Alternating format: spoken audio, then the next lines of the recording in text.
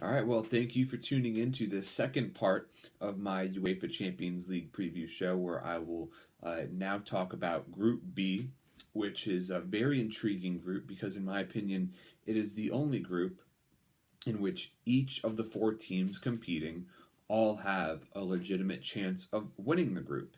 I truly believe that the likes of Benfica, Napoli, Dynamo Kyiv, and Besiktas each have a fair shot of winning this group.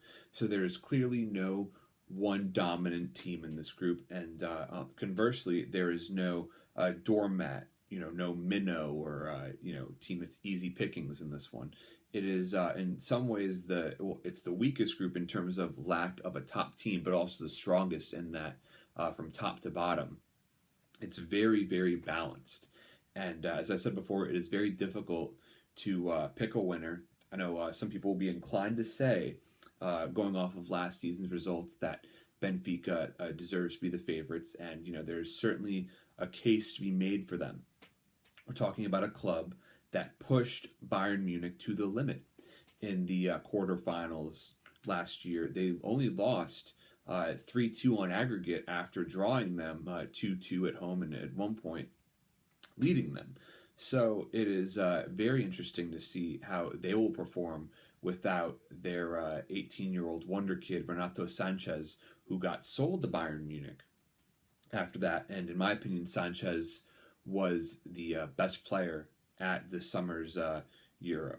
But it's not talking about him now. We're talking about Benfica and the players who are still there.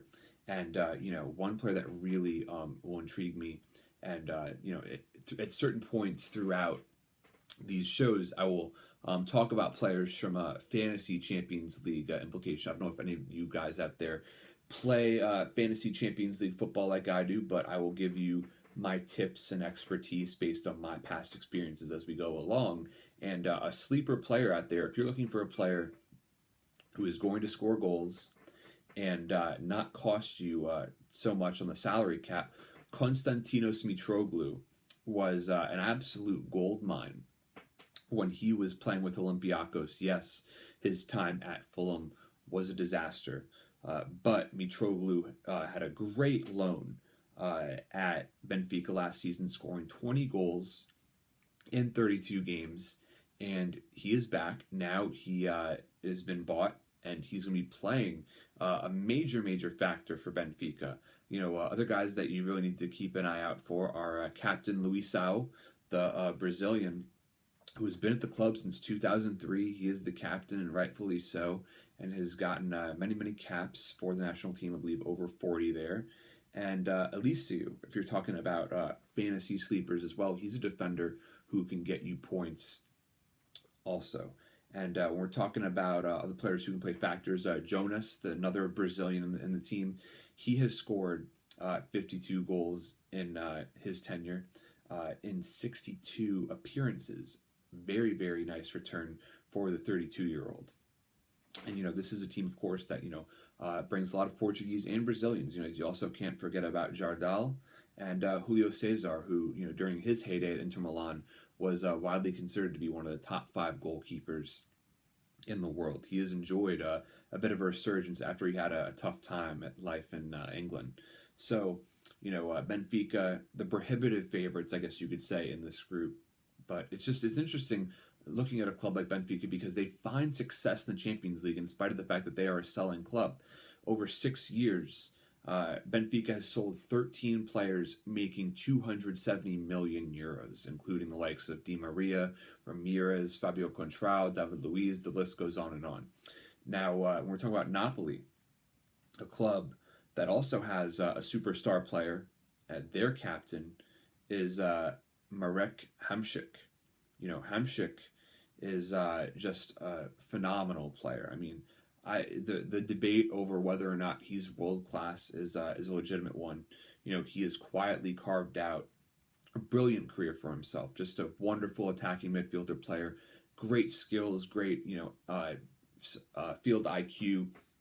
He sees the game in a way that most players don't. So I love watching Hamšík play, even though I don't get to see him that often. But other players, who are going to play major factors, people who watch the Italian national team will recognize the name Emmanuel Giaccherini. He played the Premier League for a little bit with Sunderland, and he's a strong attacking midfield option. You also got to remember the two ex-Real Madrid players who joined Napoli back in 2013. Jose Callejon, since he joined, back in 2013, he has scored 35 goals for Napoli, so they've seen a positive return from him. And they also have center back Raul Albiol, who has had plenty of experience playing for both Real Madrid and the Spanish national team. Now, another player that people might recognize from the international stage is Dries Mertens. He's made 44 caps to the Belgian national team and has scored 22 goals for Napoli. He will play a major factor up top. Another player that is worth watching, not sure how big of a part he's going to play, but Piotr Zielinski, reserve from the Polish squad in the Euro this past summer. He was bought for 16 million euros. I don't see Napoli as the type of club that would spend that type of money on a player to ride the pine, but I don't feel like he has fully proven himself in the Italian league yet. Very pacey, very talented up-and-coming 22-year-old. Should be interesting to see what he does, and, anchoring that defense will be the very experienced Pepe Reina.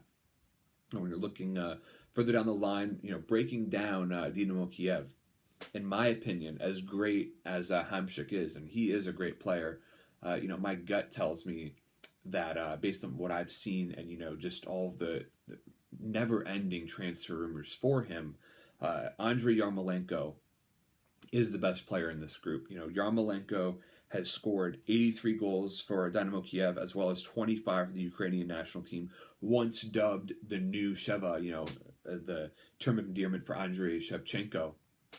Yarmolenko is a very just skilled, intuitive, great passer of the ball, a natural finisher. He brings so much to the team. Obviously, he can defend as well. I love watching Yarmolenko play. And if you look at Yarmolenko's highlights, on YouTube, it's hilarious how you see, welcome to Arsenal, welcome to Liverpool, welcome to Borussia Dortmund. He's 26 years old now, and he still hasn't made that big move to a big European club yet. And perhaps that is because he believes that a team like this Dynamo Kyiv team can make a run in the Champions League. Certainly, this group presents that tremendous opportunity for the vice captain, and the reason why Yarmolenko is the vice captain is, believe it or not, Dynamo Kyiv's captain has been at the club since 1993. Goalkeeper Alexander Shovkovsky, I'm not sure if I pronounced that right, probably didn't, but he has been there for such a long time. That makes 23 years now. So, spent his whole career there, will be the leader that they can rally around. And, it is a largely Ukrainian-dominated team, but it's also worth pointing out that Junior Maruez, I'm not sure if I pronounced his name correctly either, he has scored 11 goals in 20 appearances. So, a positive return there from the Brazilians. So, Dynamo Kyiv certainly cannot be counted out in this group stage, and they should bring some excitement to the action as well.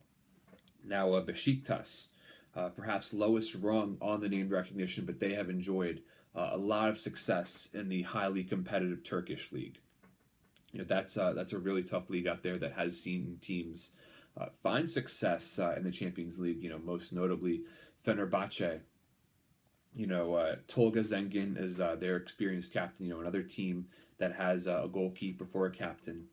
And, they will also look heavily upon Ricardo Quaresma. Yes, he is on the wrong side of 30, but he is coming off a very strong Euro in which, he came on as a sub for Cristiano Ronaldo in the final after Ronaldo got hurt.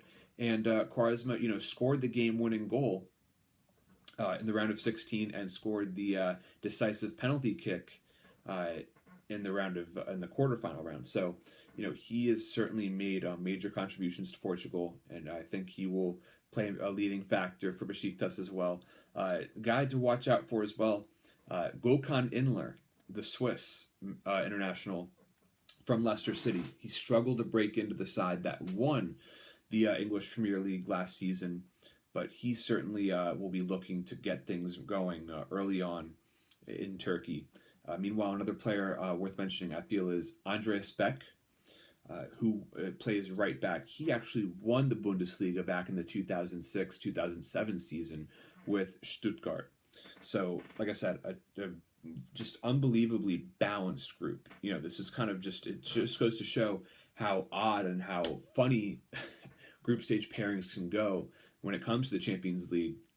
But when it comes down to prediction time, I am going to predict that Benfica will come out on top in this group. Napoli will take second, just barely, over Dynamo Kyiv in third, and Besiktas will end up finishing fourth. So, whichever team finishes third in this group has to be considered a favorite to contend for the Europa League title. And when you're looking at teams like this, they could also make a run into the knockout stage. You can't count out a team like a Napoli or a Benfica, who, like I said, reached the quarterfinals last year. So by far the most difficult to predict group of this bunch, and it should be very, very intriguing for all of you fantasy Champions League players out there. Look at these four teams. Target these four teams in the group stage, because with no one dominant team, there will be plenty of opportunities for players to score points all the way down the line from the forwards, midfielders, defenders, and goalkeepers. So with that, I bid you adieu, and next up will be Group C.